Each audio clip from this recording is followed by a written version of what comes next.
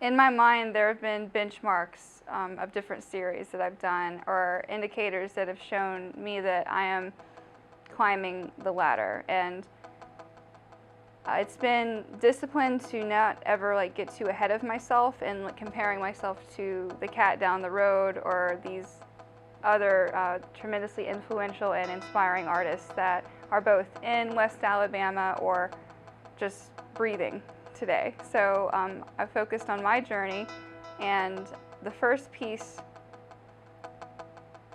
that I sold that really was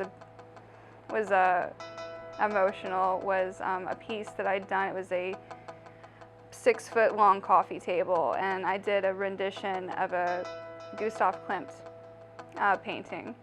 And someone I did not know walked into the gallery and said, "I want that." And I thought he was joking, but he took it home, and it was the first big sale I had at a solo exhibit in Memphis, Tennessee, and that one stands out. But when I departed from furniture and I started painting canvas, the first time I sold a 6-foot painting was also, that's so much time and so much of me. Like, every painting is a little bit of my light and my soul, and so it's a very personal exchange, and I don't take the responsibility lightly that I can reach into people's homes and be brought into their spaces. Like, that is a very unique and rewarding personal exchange. So I want, if I love the piece and I'm tempted to keep it, it's a good indicator to me that it's ready to be let go. Non-attachment. How did I come to develop my style? So art is very mysterious, right? And that we don't know where it comes from, but we know it comes from in here. And what I'm always saying is that art is the process of learning to take what's inside and release it to the external world. So moving the internal to the external, and that's the whole question. And it's a question that I hope I never stop asking, but it's a passion point. I pull from everywhere, just by waking up and putting my feet on the floor every day. Like, you've got to live your life. And when I was honest with myself and I looked in the mirror and I'm like, what do I want to do every day? What do I want to work? What kind of system do I want to belong to? What kind of game do I want to play? It's art. It calls. And just like any call of significance, even if you don't answer it right away, it will keep calling.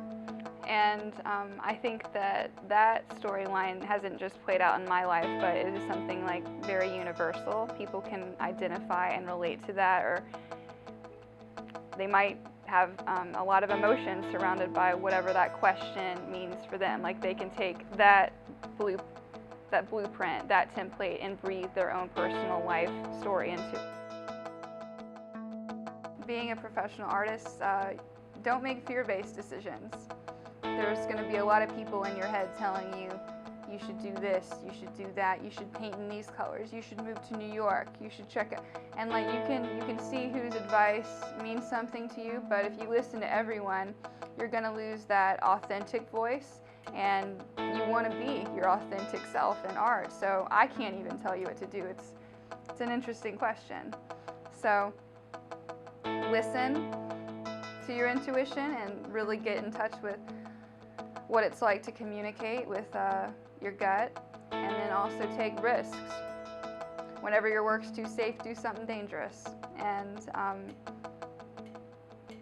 you can tell when you've seen it. It's raw. You can tell if you've been there. You can see it in others. So get in touch with yours.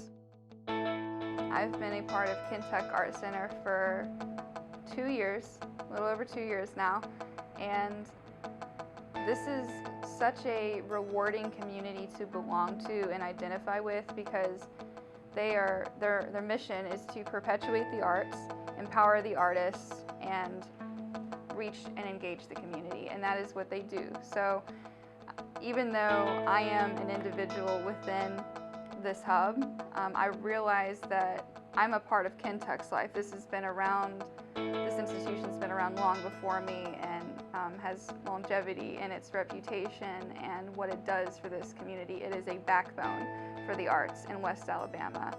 And the economic impact it has every October with the annual festival is huge for Northport, Tuscaloosa. Collectors come from all over to this folk art festival, and artists come back year after year talking about how there's something magical happening just up the block.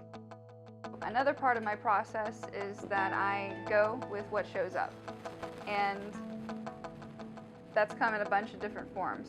But about 3 years ago, I reached out to a company called Chess House based in Linden, Washington, and I said, how many bishops do you have? And it was 350 something, and I said, I want them. Let's see what we can work out. Later, the president of the company reached out and was saying, hey, this is kind of an unusual order. Who are you? And I'm like, it's fine. I'm this artist in Alabama, and I have this idea. Don't worry about it. Send me the bishops. And so they became my business bishops, which was a creative take on business cards, because I figured, why not use a little creative license? I'm in that market, and so they